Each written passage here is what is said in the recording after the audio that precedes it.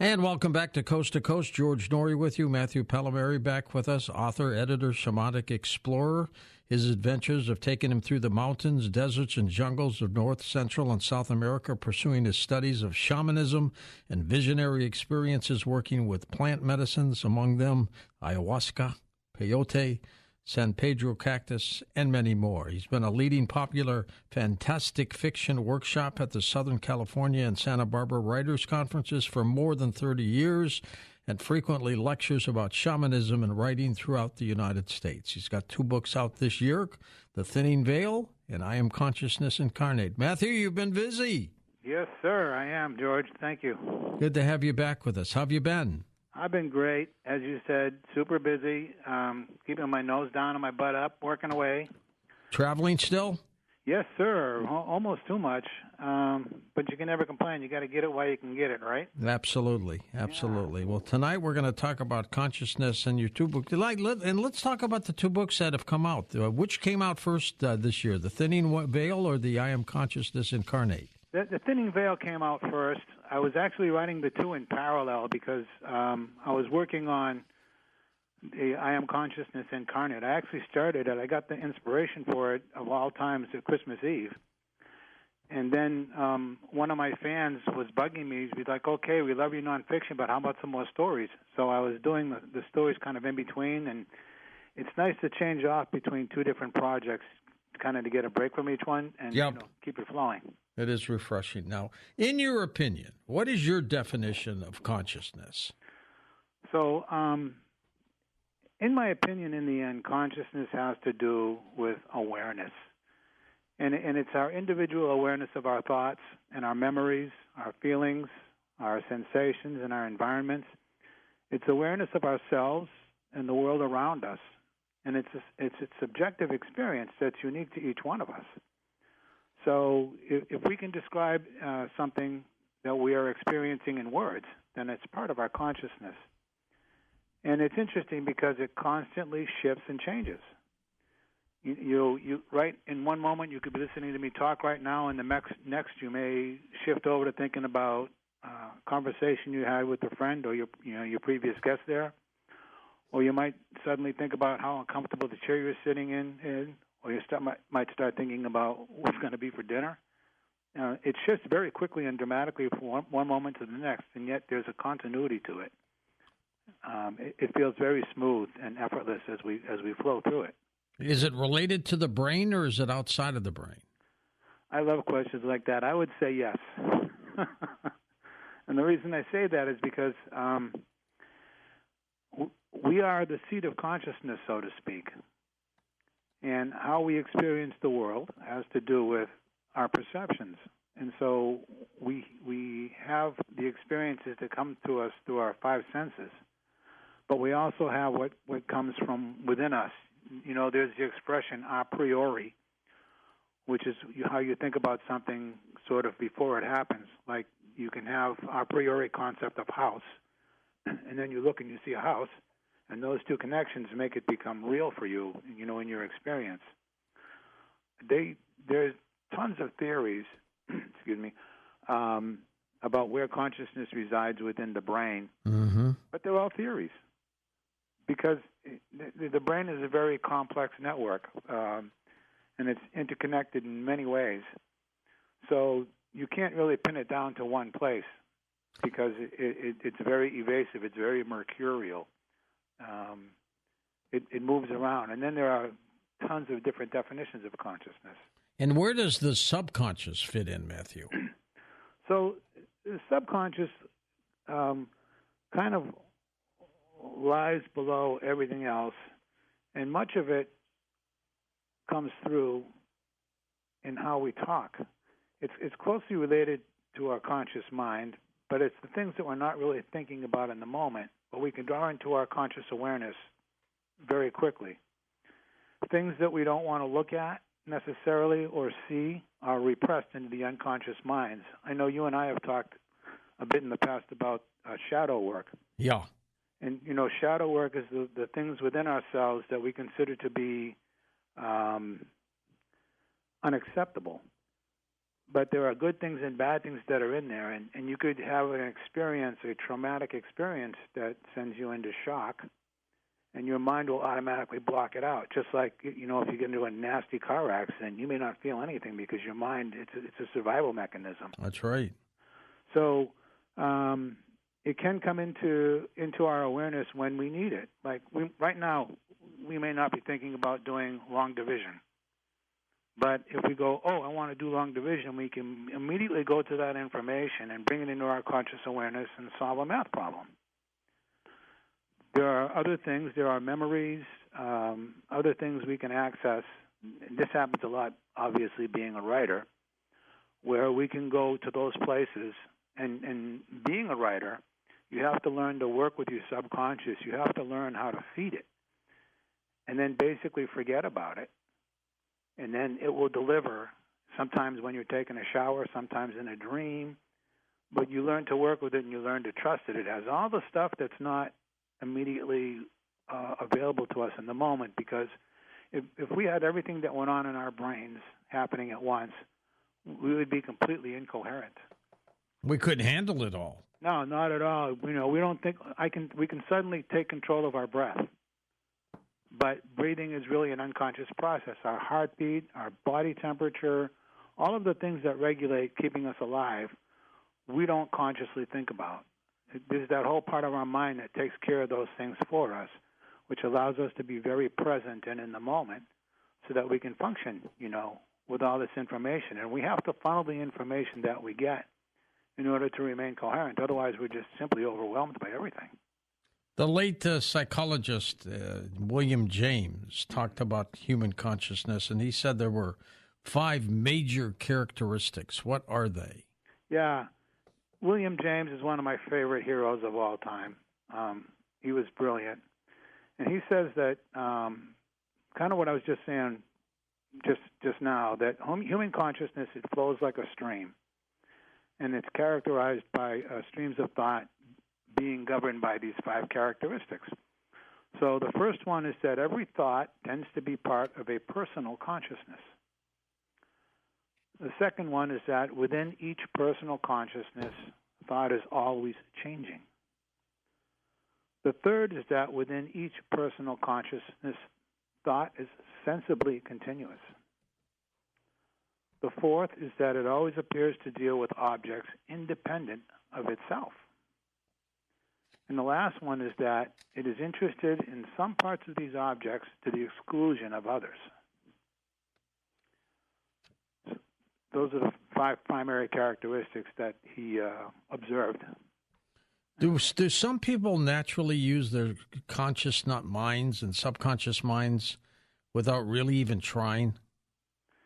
Yeah, I think generally speaking, intuition is one of the greatest examples of that. And some people have more intuition and awareness than other people in certain situations. And some people have more knowledge of one area than in another.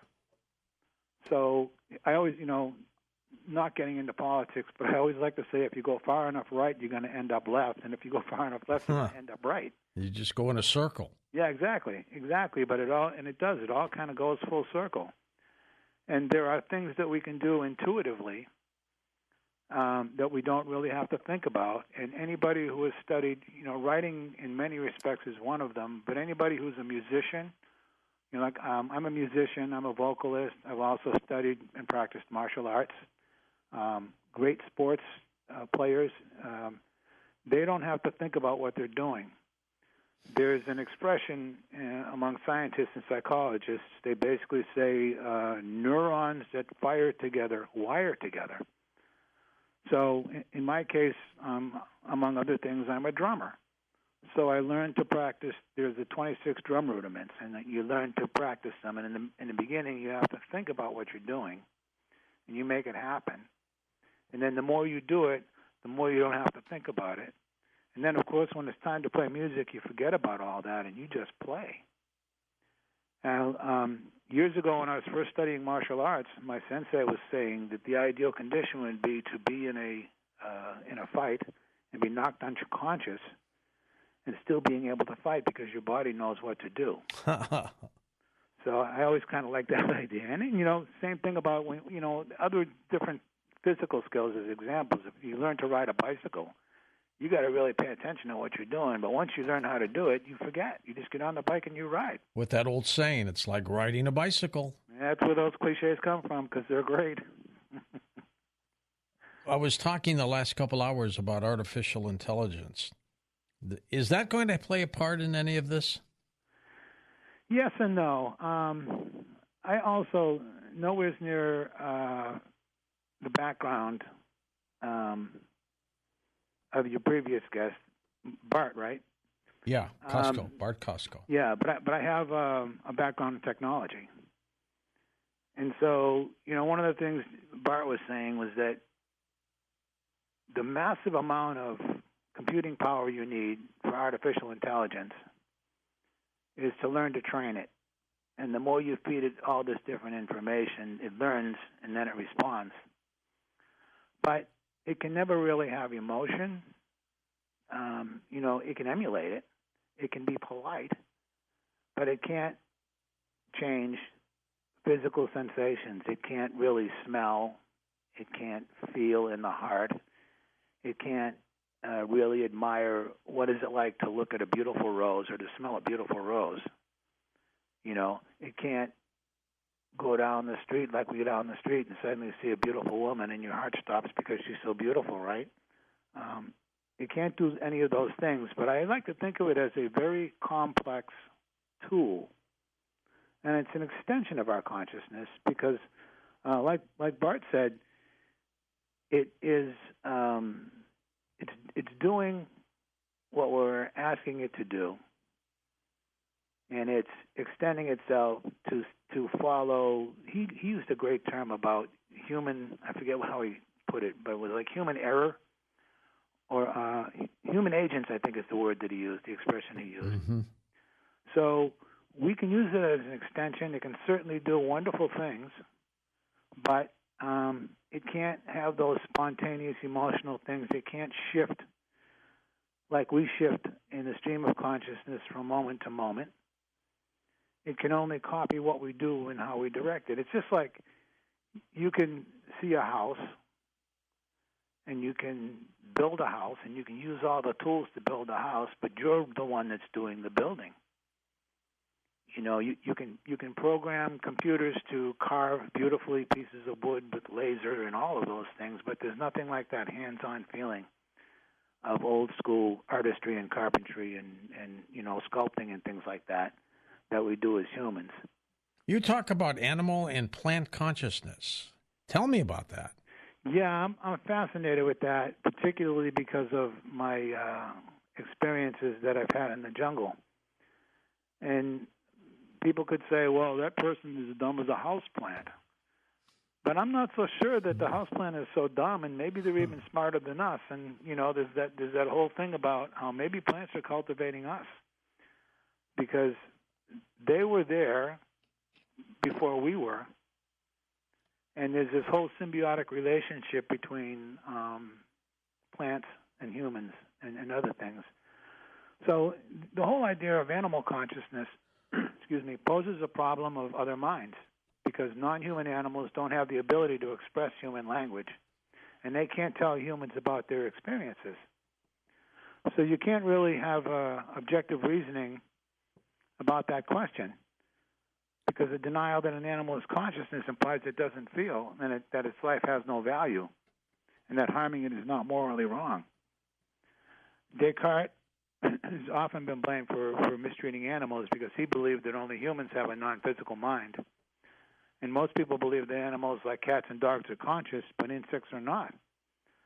But the source of this is based on personal interactions with pets and other animals that have been subjectively observed. So if you think that subjective experience is the essence of consciousness, then the nature of animal consciousness, we can't really know. If insects have subjective experiences, then they have to embody the essence of consciousness. Do bees like the taste of nectar? Do ants foraging for crumbs feel better when they find one? everyone agrees that bees can take in environmental information and perform impressive computations on it. But can they feel and sense the environment from a person perspective? Just because they can't articulate it in human language doesn't mean they're not conscious. Where does consciousness come from in the first place, Matthew? It comes from within us. Are we born with it, or do we inherit it? I think we're born with it. I think we come into awareness initially in the womb or whenever we come into this plane of existence. And we are evolving. So when we first come into feeling and knowing and experiencing, we're definitely connected to our mothers in the womb. But we can't articulate things. We don't know what's going on until suddenly things start to change in the womb and we end up into the world, and then we start to learn as we go. But if you go down to the basics of defining consciousness as awareness, then the moment you have any sort of awareness within the womb is the beginning of consciousness. And, of course, the more you evolve and the bigger your brain gets and the more your sensory organs evolve, the more input you have, and the more your consciousness can evolve and develop and become more aware. And in shamanism and on the spiritual paths throughout the world, in the end, it's all about growing awareness and becoming more aware. If somebody's working towards becoming enlightened, so to speak, then they're becoming more aware of things. And, of course, the more aware you become, the more conscious you become, and the better and the wiser and the better decisions that you can make, within yourself and within the world and within, the people around you. Does consciousness make successful people? I think yes, but I think consciousness, in terms of success, is also a subjective thing. A guy can have, $6 gazillion, and in the ways of the world of money, he could be considered to be very successful. But he could be one of the unhappiest people in the world. That's possible. That's true. You could have a shaman in the jungle who has no physical possessions. And he's happy. He's happy. He walks 10 feet, and there's the banana tree, and there's his banana, and he goes over there, and he's got his all at his fingertips. And he's got his little hut and everything else. That's right. He's got no insurance. He doesn't have the IRS, right? And he doesn't have air pollution, all of the things that come with society and all the material possessions that people spend their lives after. He has none of it, and he doesn't want it, and he doesn't need it because he's really happy with who he is and where he is because he's in the palm, in the heart of Mother Earth, and all his needs are met. We're going to come back in a moment with Matthew Palmieri. His website is his name, linked up at coasttocoastam.com. His latest book is called I Am Consciousness Incarnate. When we come back after the break, let's talk about his other book that has just come out called The Thinning Veil and have him explain what that is. And then in our last hour of the program tonight, we open up the phone lines for you. And welcome back to Coast. George Norrie with Matthew Palmieri. His website is linked up at coasttocoastam.com. The other book that we're talking about that has come out this year is called The Thinning Veil. What does that title mean, Matthew? Well, it means that as we move forward in time and progress, if that's a good word, that the differences between the worlds really seems to be shifting and thinning. So my first short story collection, The Small Dark Room of the Soul, came out 30 years ago. And, art reflects life, and life reflects art. And in those 3 decades since that first came out, the world has changed drastically. Oh, my God, yeah. Politics have radically changed. Science and technology have exploded. Now we've had pandemics and school shootings and, chaotic weather patterns and homelessness. So I didn't realize it until after the book was published, but The Small Dark Room of the Soul was actually an examination of the human shadow. And I was very blessed because I got a blurb on that book from one of our favorite people, Ray Bradbury. Oh, yeah. and Ray was very, very good to me in supporting me in what I was doing. Then 20 years after that, my second short story came out. I called it A Short Walk to the Other Side because I was thinking, okay, all of the horrible things that happen, serial killers or whatever, well, we're all human. And so any one of us are capable of that. And you'd read all these literal horror stories about, there's this crazy serial killer guy, and, he was the nicest guy in the world and all that, right? John Wayne Gacy was running around dressing up as a clown and helping out little kids and all that. Mm-hmm. So, and the theme of that was it's just a short walk, boom, over to the other side. And then when I kept thinking about it, when I came out with this third collection here, I was thinking back to how in our society and in Western thought, we separate dreaming and waking and visions and sleep, just sound sleep. We separate them all. I'm awake, I'm asleep, blah, blah, blah. But in indigenous societies, they don't see any separation at all. They see it as a continuum. So dreams and visions in the waking worlds, they're all different degrees of one and the same, all-encompassing reality. And it ties in with this stream of consciousness. And it goes forward. So I was thinking about how the world has changed and how the differences between those worlds have become blurred. And it's my belief and observation that with the advent of how ubiquitous the Internet has become, it has accelerated that whole process. You can have a thought about something and put it on the Internet, and seconds later, some guy from Russia can go, oh, yeah, I have that same thought, and you can, do all this work in between with this sort of acceleration. So I feel as if everything is speeding up, and the more it's speeding up and the boundaries that we believe that we have between things are becoming more and more blurred. And certainly when I spend all the time in the jungle, and I'm working with the plants, and I'm doing these very rigorous shamanic plant diets, working with ayahuasca and numerous other plants that they've been working with since prehistoric times, the world kind of all blurs together, and you not only are experiencing the jungle externally, but you're sort of experiencing it internally. I like to say you get a tour of the jungle from the inside out.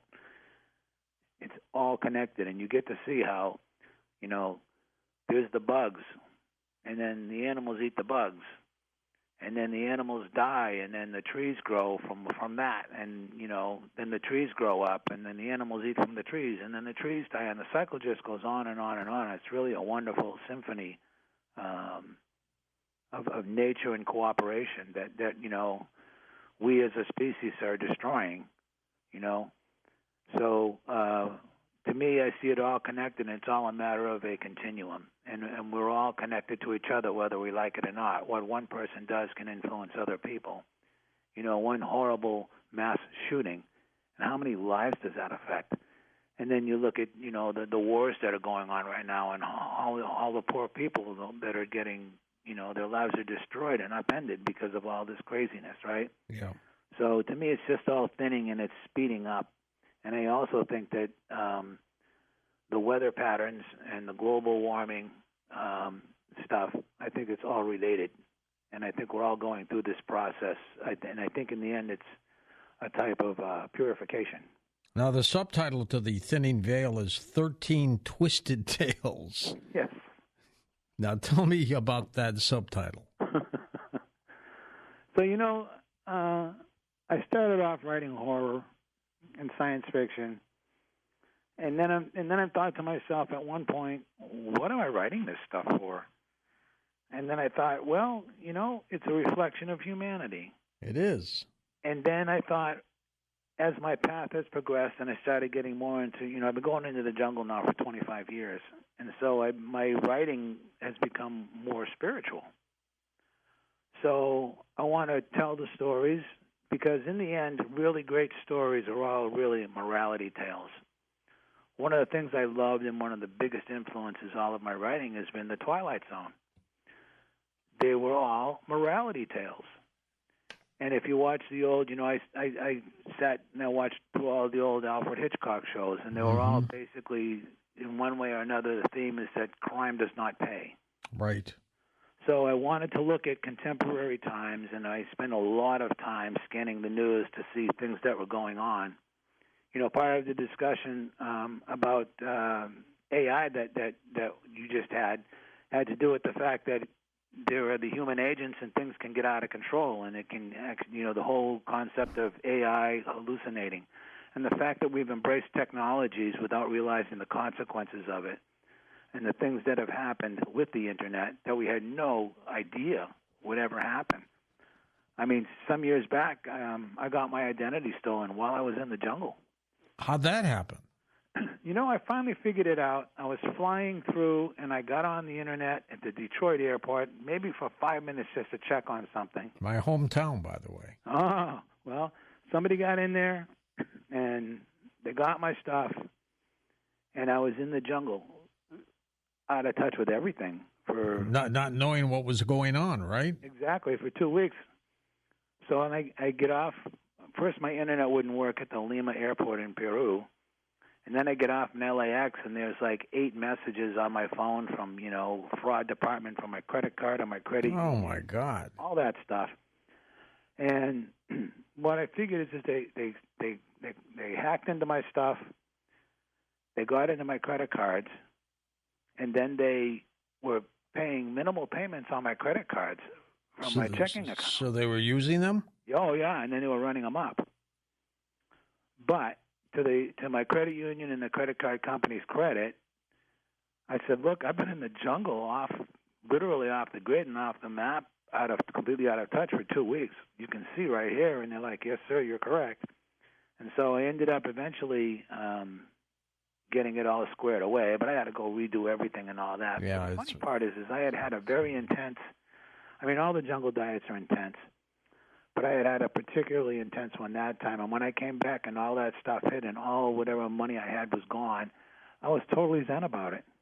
I was like, oh, well, what are you going to do, right? You got it all back, though, didn't you? I did get it all back. It took some doing. Yeah. It's a hassle. Yeah, it's a hassle, and I always like to say it's life in the 21st century, right? So all of our conveniences of online banking and this and that has dangers. It does. How have you used consciousness for yourself? For me, I've explored it in every way possible. I know you and I, 3 or 4 episodes ago, we were talking about it. When I was a kid, anything I could do to alter my consciousness, I did. When I was really little, I liked getting dizzy, and then, I learned how to hyperventilate and pass out, and then I learned about sniffing glue, and then there was marijuana and alcohol and LSD, and I tried everything I can get my hands on. Drove your parents nuts, I bet. Scared the heck out of them, I'll tell you that. But to me, all those things were in the world, and there are ways of exploring. And, of course, there are good things and bad things, and everything is subject to abuse anyway. Yeah. So I wanted to explore, and through all of my research, both inner and outer, I eventually came across, I know you and I had talked about him briefly before, too, is Terence McKenna. Mm-hmm. And the fact that visionary experience could be related to spirituality was an alien concept to me. And when I thought, wow, that people can actually have that. And then I started getting deeper into my studies of shamanism and finding these indigenous cultures in the jungle. And, and even the Maya were very much mushroom-based culture. And all these other cultures throughout the world that had their visionary experience. And then I realized that visionary experience and revelations are all highly subjective and highly personal. So I could be talking to you right now, and I could be having an ecstatic vision of God and the universe and the cosmos, and you would have no idea. What is your concept of God, Marsh? My concept of God is the ultimate great mystery. It's the reality. And when we talked about my other book, The Holographic Cosmic Man, I believe that the entire universe is within us, and we are within it, and it is within us. We are a drop of water in the ocean, and we are also the ocean. So I believe that everything is all connected, and this is the things I have seen in my experiences in the jungle. And so if I look, everybody around me is really me. They're all reflections of me. And one of the great things of shadow work is that anybody in our lives that does anything that really drives us crazy and upsets us, and we find ourselves judging, that's actually our shadow. And we're seeing that reflection.